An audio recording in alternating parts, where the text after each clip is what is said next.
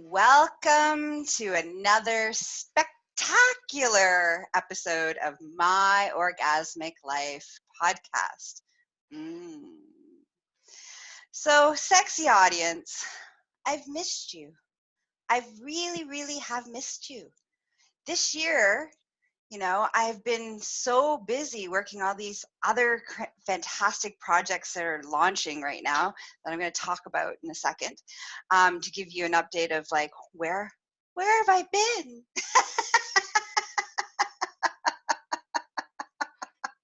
Okay, so first things first. Today's episode is brought to you by tickle.life for all of your sexual education and sexual needs. Go visit tickle.life. Tee-hee-hee. Now, talking about tickle.life, this is somewhere that I've been spending a lot of time, which is why we haven't been hanging out much. I'm their host of their new podcast called Tickle.life Podcast, which can be found on Spotify. I just got the word this morning that it's also available on Apple, and you can find it at tickle.life as well. And so it's a really cool new podcast. It's incredibly fabulous because I'm hosting it. And two, what I do is we interview experts, sex experts, relationship experts, dating experts. And instead of talking about, their, professional life, I dig in to their personal life. I find out all the juicy details, like their first kiss, when they had a threesome, what's going on, like, what was the first time when they lost their virginity, like, the first kinky thing they ever did. So it's a juicy conversation. So I highly recommend that. The second reason that you haven't been spending any time with me, not because I've been a slacker. I haven't been off gallivanting, unfortunately. Has been because I've been building this epic program, which I just completed, and it will be going live launch on Tuesday. What's the date on Tuesday? Anyways, I think it's like March 27th. No, that's tomorrow. Let's say like April 1st. It'll be ready, going live April 1st. All right. And this course has like 74 videos. It's called Sexual Skill Building, the nuts and bolts of sex, the sexual education you wish we all had. And I'm really excited about this program because that's really what I've been busting my ass over the last 3 months to create for you guys. So to find out all the details, I'll put them in the show notes, and that's where I've been. So let's get into our juicy topic today. Faking orgasm. Dun, dun, dun.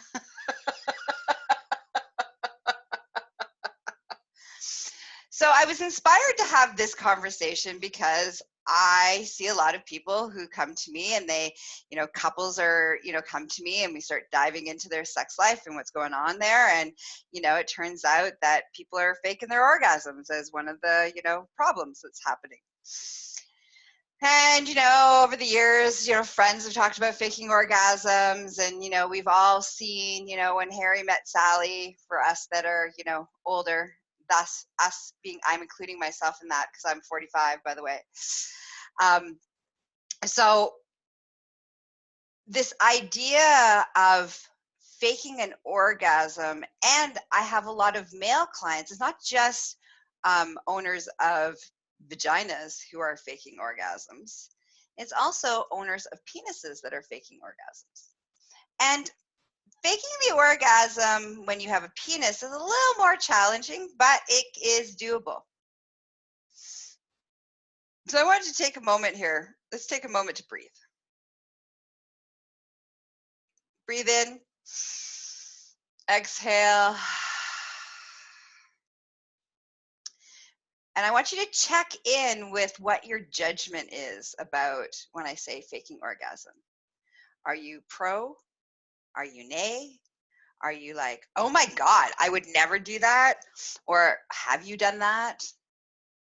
And let's just take a moment and kind of like check our judgments, our thoughts. Now, whatever thoughts you're having, they are neither right or wrong. I need to start there before we kind of dissect and dive into this conversation, okay?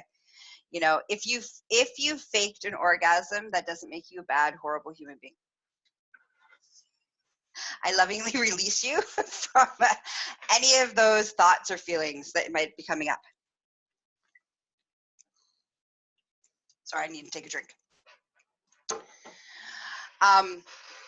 Okay, so we're going to let that go. We're going to shake it off. Shake, shake, shake. Shake your body. Shake, shake, shake. All right. Now,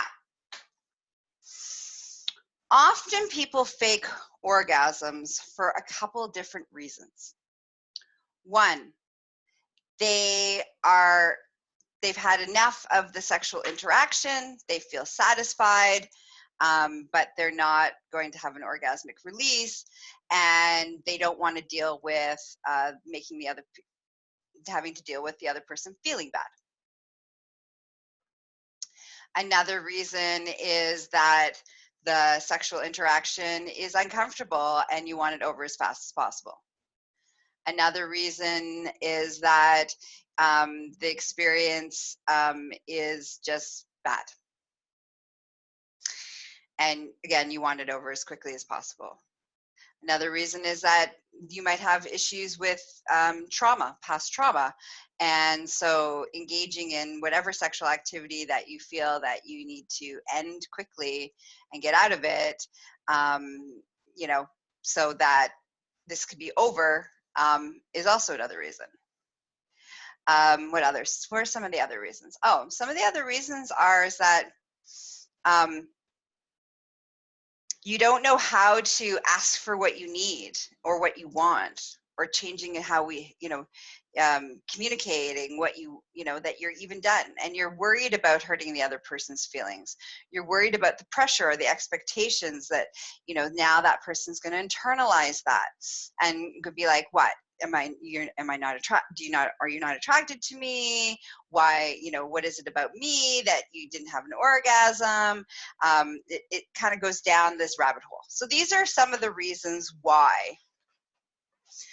Also, the fact is that, there's an expectation that orgasms happen because we, live in a society where we talk about, where we learn what sex is through expectational and goal-oriented sex.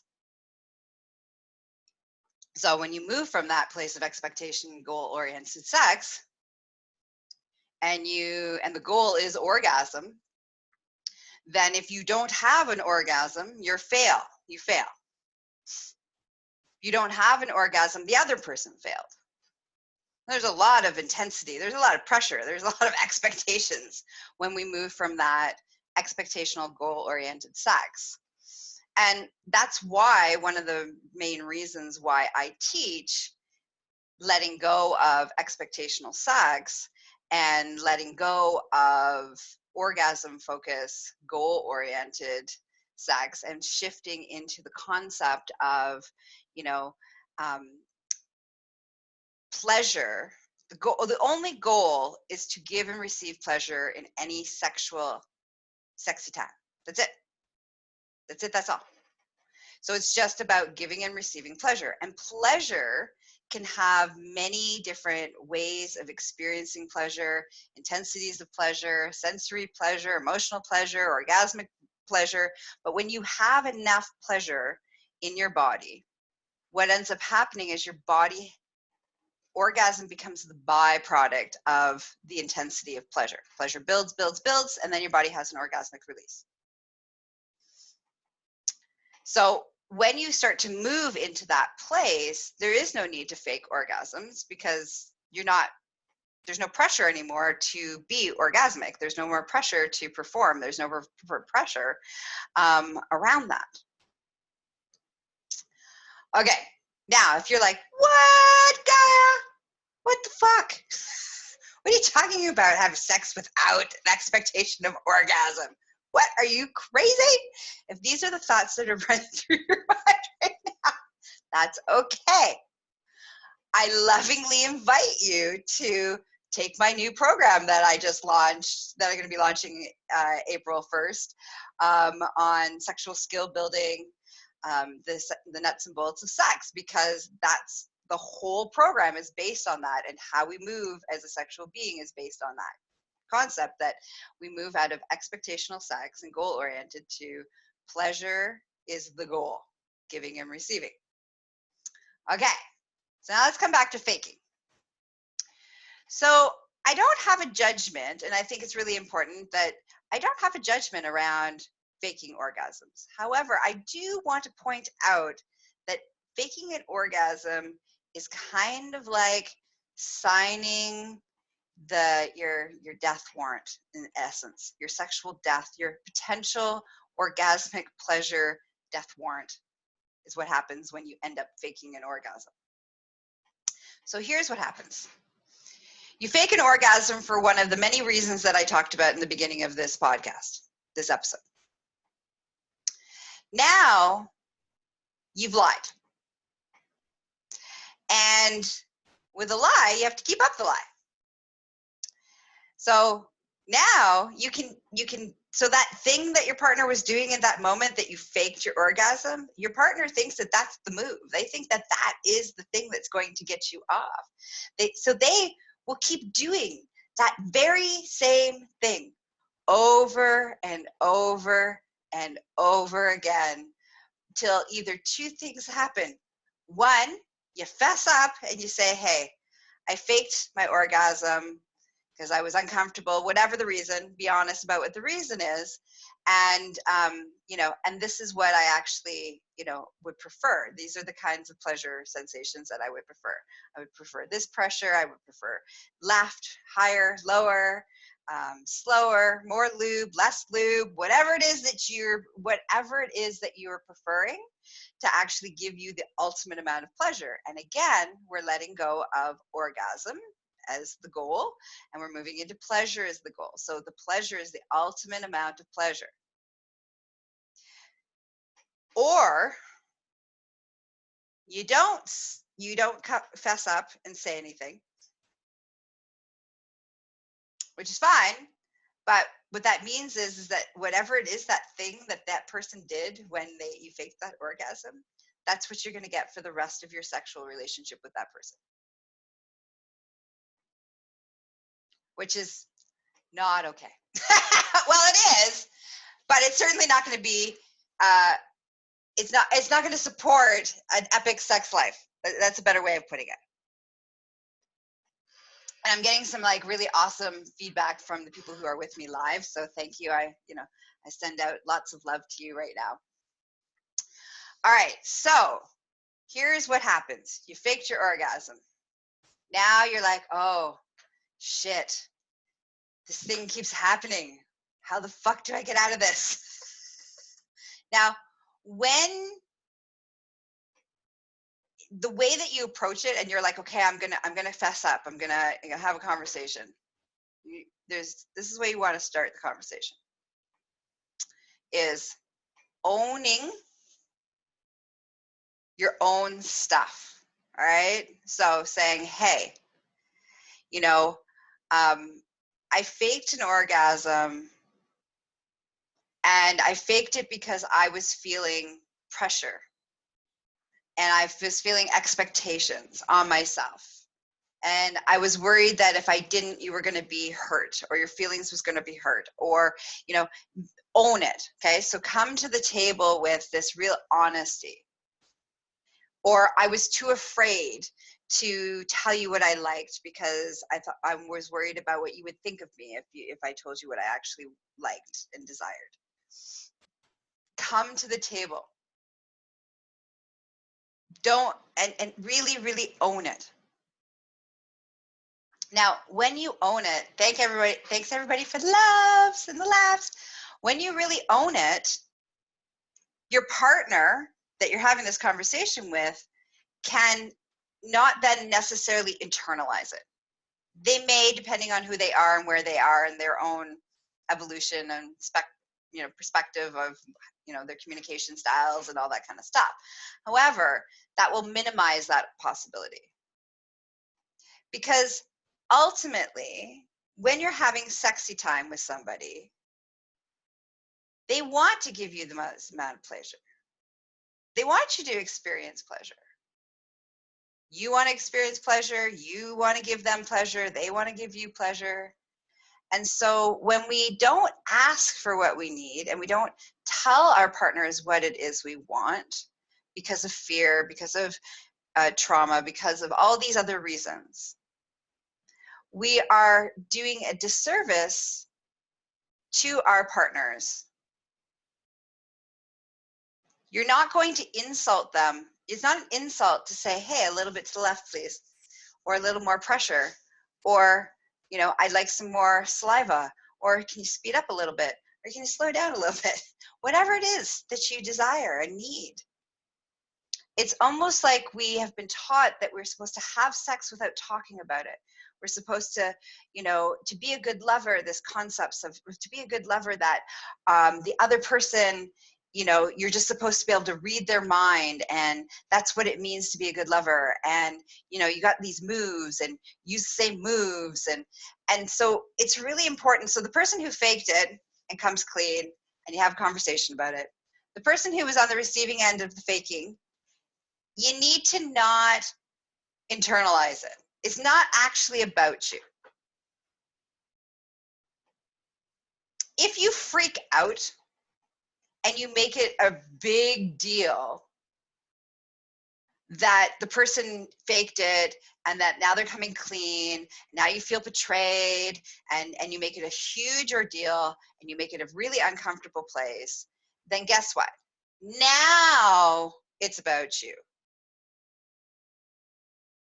You haven't created a safe environment at this point. Now, before it was their responsibility to come forth and ask for what they needed, all that kind of stuff. But if you don't make it a safe environment for that person to disclose and own their shit and apologize and be like, hey, you know what, this is uncomfortable. I'm sorry I wasn't honest. I'm working on being honest. These are the things that we can do. And if you don't do that, then it's great. But if you do make it a big deal, then it's now you're sitting in your shit. Now we got a whole bunch of trauma going on and drama, all that kind of stuff. And the next time your partner needs to have a conversation with you, they're probably not going to, they're not going to lean in as quite as easily because of this experience. So everybody, that if you want to have an epic sex life, you don't want to have an epic sex life, and you're okay with the way that your current relationship is, then by all means, continue whatever you're doing, okay? It's floating your boat, go for it. But if you're not, and it's not, and faking is a part of it, then you need to have a conversation to figure out, well, how it is, what is it that you need to ask for so that you can have your enough pleasure in your body so that you have an orgasmic release as a happy byproduct. All right. Now, here are some juicy details of how you can spend more time with me. Who doesn't want to have more me time? Okay, so first things first. Come take my new course. It will change your life. It'll move you out of this place of, it'll teach you how to communicate. It'll teach you how to talk about those uncomfortable things. It will teach you all the things about sex that you didn't even know, right? It's like, there's like I said, 74 videos, over 23 hours of learning time with me. It's beautiful, amazing, and epic. And the details will be in the show notes. Second, follow me on all the social media platforms under Gaia Morrissette and Empress Gaia. Third, don't forget to check out my new podcast as the host of ticklelife podcast. Don't forget to check that out. You can find that on Apple, and you can find that on Spotify, and you can find it at tickle.life. And then, of course, it's really super important, hang out, be in the know what's happening, never miss an episode. Download my app. I have an app for my podcast. My Orgasmic Life has its own app. You put it on your phone, and then I'm always there. Easy peasy. You just click on the app, and you're like, woo, what is Gaia talking about today? How do I need more juiciness? Right now, I'm super stressed because what's happening in the world. Oh, Gaia put a smile on my face. Let's listen to Gaia. So you can get the app at the Google Play Store, and all you do is type in My Orgasmic Life, and the app should come up. As well as you can find me on my website at succulentliving.com, and for all your BDSM needs, you can find me at empressgaia.com. And I think that's all the pieces. And again, today's episode was brought to you by ticklelife. Tee.